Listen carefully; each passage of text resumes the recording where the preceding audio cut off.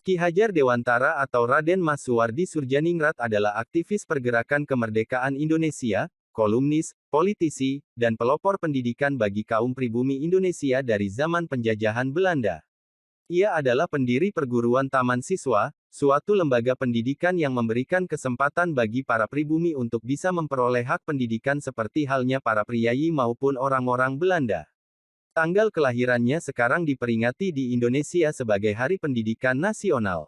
Bagian dari semboyan ciptaannya, Tut Wuri Handayani, menjadi slogan Kementerian Pendidikan Nasional Indonesia.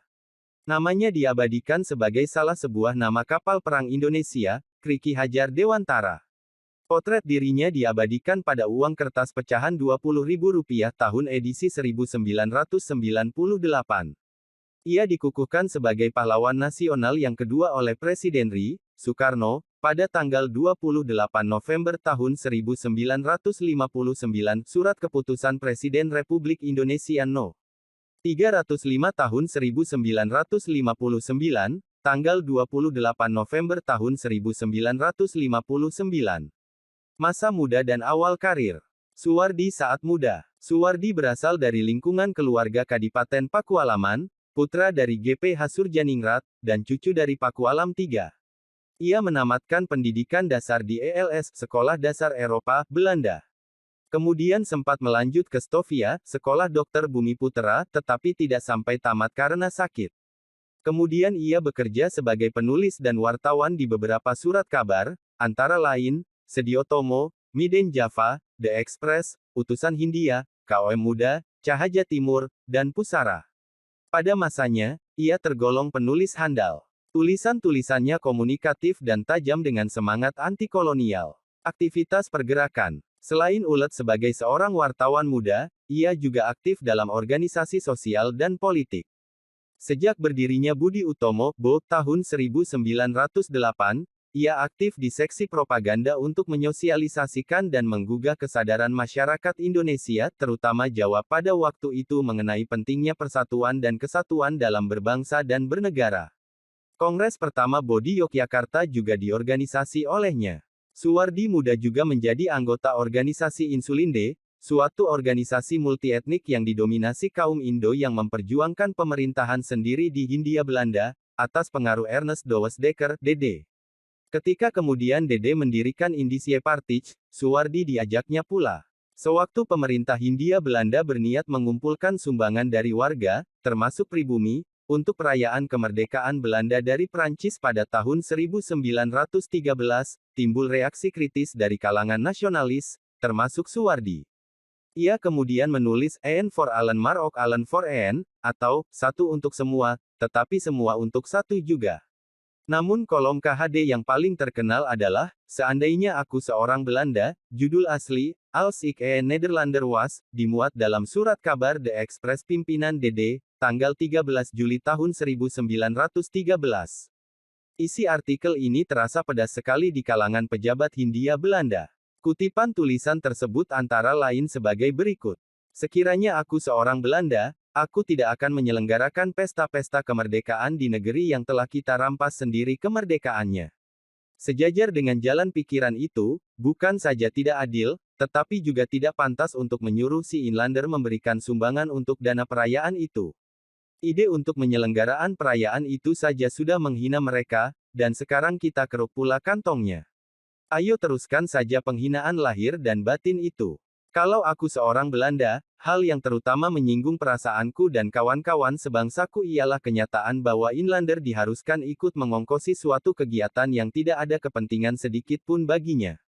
Beberapa pejabat Belanda menyaksikan tulisan ini asli dibuat oleh Suwardi sendiri karena gaya bahasanya yang berbeda dari tulisan-tulisannya sebelum ini. Kalaupun benar ia yang menulis, mereka menganggap Dede berperan dalam memanas-manasi Suwardi untuk menulis dengan gaya demikian. Akibat tulisan ini ia ditangkap atas persetujuan Gubernur Jenderal Edinburgh dan akan diasingkan ke Pulau Bangka atas permintaan sendiri. Namun demikian kedua rekannya, Dede dan Cipto Mangunkusumo, memprotes dan akhirnya mereka bertiga diasingkan ke Belanda, 1913. Ketiga tokoh ini dikenal sebagai Tiga Serangkai. Suwardi kala itu baru berusia 24 tahun. Dalam pengasingan, Suwardi, Ernest Douwesdekker dan Cipto Mangunkusumo, Tiga Serangkai tahun 1914 saat diasingkan di negeri Belanda. Dalam pengasingan di Belanda, Suwardi aktif dalam organisasi para pelajar asal Indonesia, Indische Vereniging Perhimpunan Hindia. Tahun 1913 dia mendirikan Indonesisch Persbureau, kantor berita Indonesia. Ini adalah penggunaan formal pertama dari istilah Indonesia, yang diciptakan tahun 1850 oleh ahli bahasa asal Inggris George Windsor Earl dan pakar hukum asal Skotlandia James Richardson Logan. Disinilah ia kemudian merintis cita-citanya memajukan kaum pribumi dengan belajar ilmu pendidikan hingga memperoleh Ropise Akta, suatu ijazah pendidikan yang bergengsi yang kelak menjadi pijakan dalam mendirikan lembaga pendidikan yang didirikannya. Dalam studinya ini Suwardi terpikat pada ide-ide sejumlah tokoh pendidikan barat, seperti Froebel dan Montessori, serta pergerakan pendidikan India, Santiniketan, oleh keluarga Tagore. Pengaruh-pengaruh inilah yang mendasarinya dalam mengembangkan sistem pendidikannya sendiri. Taman Siswa. Suwardi kembali ke Indonesia pada bulan September tahun 1919. Segera kemudian ia bergabung dalam sekolah binaan saudaranya. Pengalaman mengajar ini kemudian digunakannya untuk mengembangkan konsep mengajar bagi sekolah yang ia dirikan pada tanggal 3 Juli tahun 1922, National Onderwijsinstituut Taman Siswa atau Perguruan Nasional Taman Siswa. Saat ia genap berusia 40 tahun menurut hitungan penanggalan Jawa, ia mengganti namanya menjadi Ki Hajar Dewantara. Ia tidak lagi menggunakan gelar kebangsawanan di depan namanya. Hal ini dimaksudkan supaya ia dapat bebas dekat dengan rakyat, baik secara fisik maupun jiwa. Semboyan dalam sistem pendidikan yang dipakainya kini sangat dikenal di kalangan pendidikan Indonesia. Secara utuh, semboyan itu dalam bahasa Jawa berbunyi Ing Ngarsasung Tulada, Ing Madya Mangun Karsa, Tutwuri Handayani, di depan memberi contoh, di tengah memberi semangat, di belakang memberi dorongan. Semboyan ini masih tetap dipakai dalam dunia pendidikan rakyat Indonesia, terlebih di sekolah-sekolah perguruan taman siswa. Pengabdian pada masa Indonesia Merdeka. Surat Ketetapan Presiden Indonesia tentang pengangkatan Ki Hajar Dewantara sebagai Mahaguru Sekolah Polisi Republik Indonesia Bagian Tinggi di Mertojudan, Magelang. Patung Ki Hajar Dewantara. Tanggal 17 Agustus tahun 1946 ditetapkan sebagai Maha Guru pada Sekolah Polisi Republik Indonesia Bagian Tinggi di Mertojudan Magelang, oleh PJM.